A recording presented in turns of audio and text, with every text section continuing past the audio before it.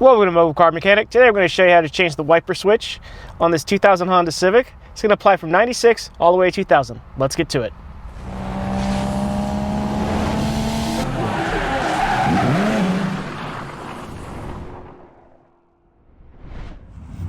Our parts and tools needed are going to be, of course, the wiper stock itself, a Phillips head screwdriver, and a flathead.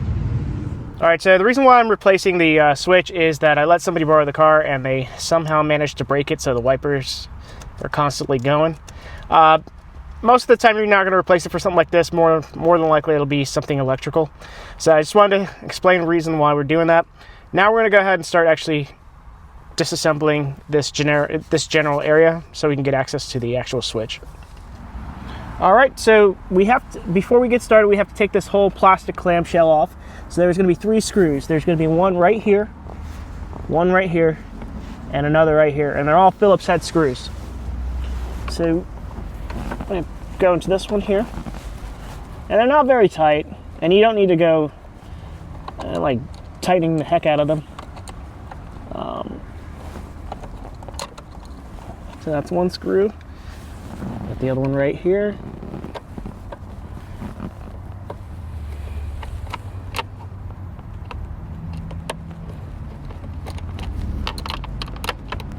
They like to stick in there and catch, so just gotta fight a little bit. All right, this one is a weird angle, so it can be a little tricky sometimes to get it out. They're all the same size, by the way, so you're not gonna mix them up.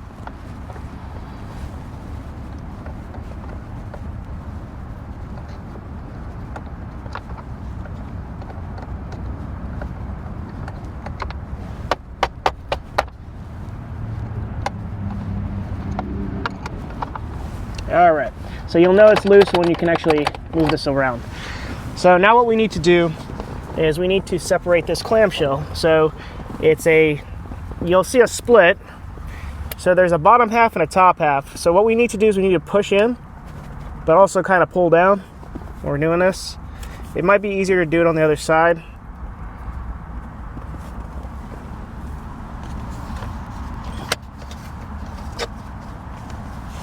So yeah, let's show you how to do it on the other side.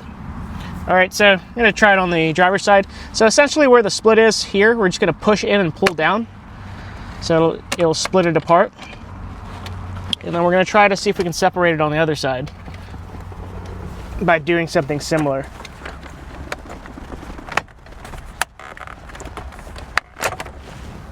Okay, so essentially what we're doing is these clips need to be pushed that way, and then you pull down.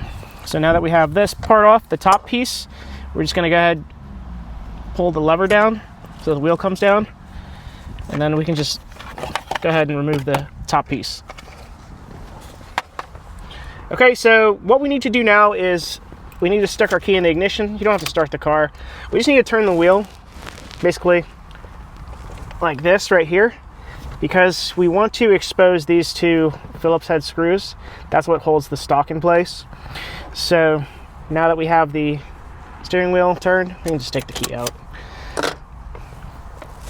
And then just get the Phillips head screwdriver in there.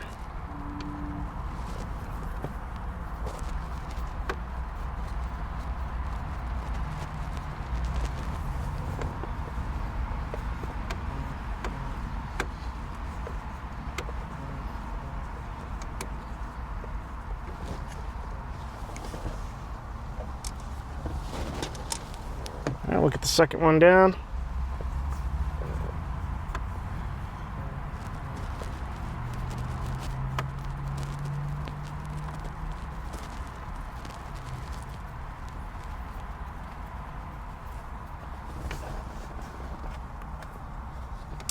Okay, so just be careful. We're going to try to see if we can pull it out from the side like it's supposed to, just like wiggling it. But if not, we might need to use a flathead screwdriver to get it out.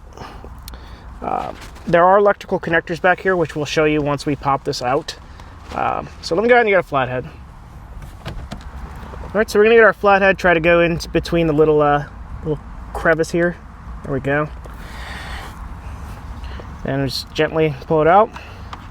It may or may not be easy to see, but there are two connectors here, or in this case it looks like there's one.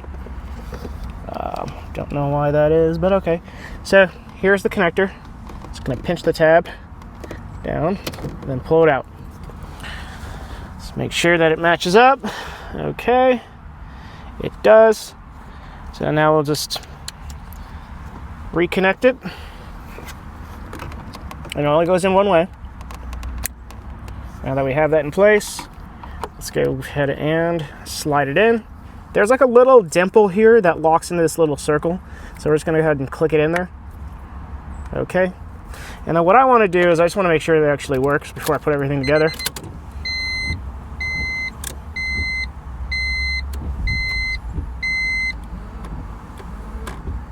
All right, looks like it's working. So we're just going to turn off the car. We're going to go ahead and reinsert the Phillips head screws that were there earlier.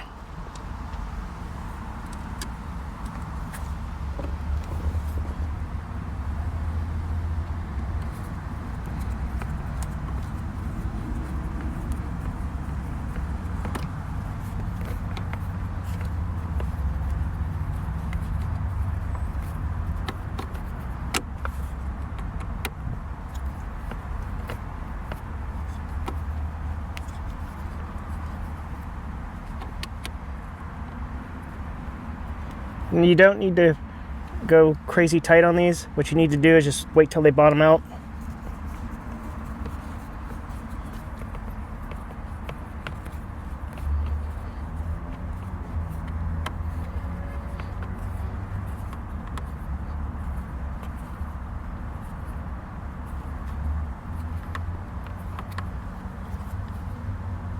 Okay, now that we have it nice and sturdy, we're going to go ahead and put the clamshell back together. So the bottom piece is what houses the clips. That clips into this. There are little, they're very hard to see. Well, it looks like maybe something happened before and it's been taken off, but there's these little locating pins on each side. So you got to make sure that when you're closing it together that they're lined up into it, because otherwise it's going to just push it in. And it's not gonna look as clean as it was before. There'll be a gap. So I'm gonna put the bottom portion of it first.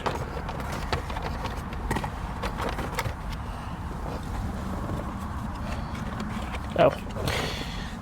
So actually what we need to do is, because we have the lever for the steering wheel adjustment hanging out, it goes through this large opening. So what we need to do now is just go that way first, so it lines up. Okay, now we have it matched up to the key cylinder. We're going to get this lined up as well.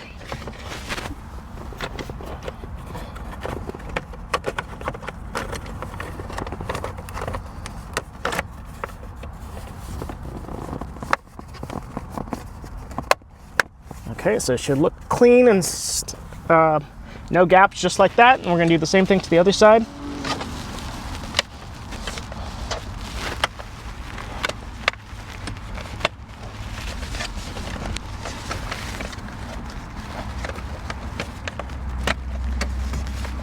I've always found the driver's side is always weird and tricky for some unknown reason.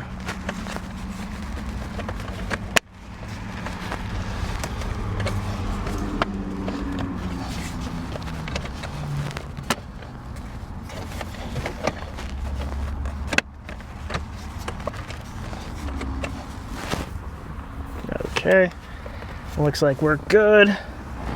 Now we'll start putting the Phillips head screws back into the bottom. I'm gonna readjust the wheel up, give us more space.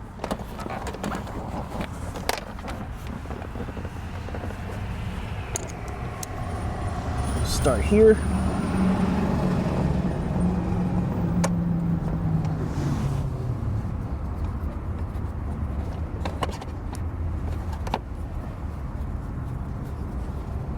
I want to put them in loosely because sometimes if you tighten it it doesn't give you enough wiggle room to get the other screws in.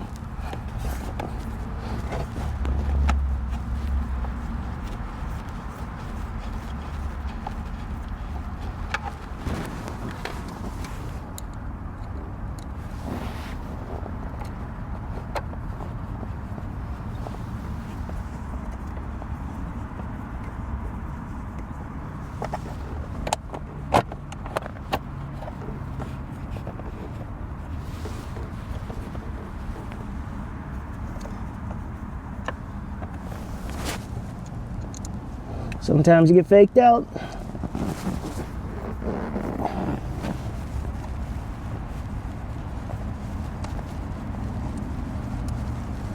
Now we're going to go ahead and start tightening them all down all the way.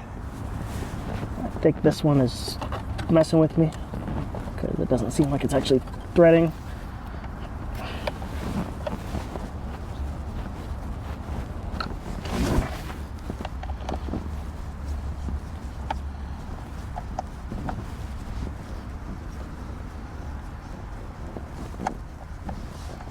I guess they may not actually be in.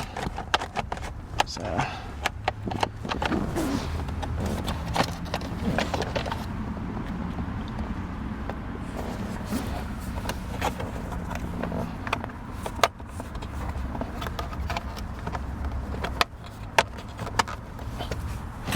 All right, I'm just gonna mess with it a little bit off camera. Okay, so it's kind of tricky to see, but we need to get the screw holes lined up. So it looks like now we're making actual thread.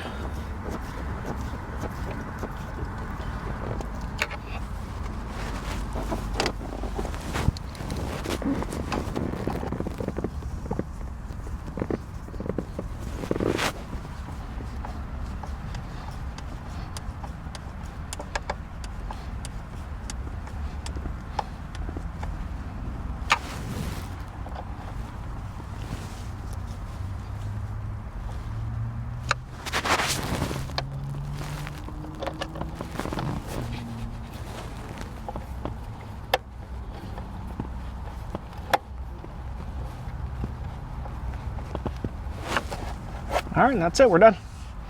Thank you for watching Mobile Car Mechanic. Today we just showed you how to change the wiper switch on this 2000 Honda Civic. Again, it's going to apply from 96 all the way to 2000.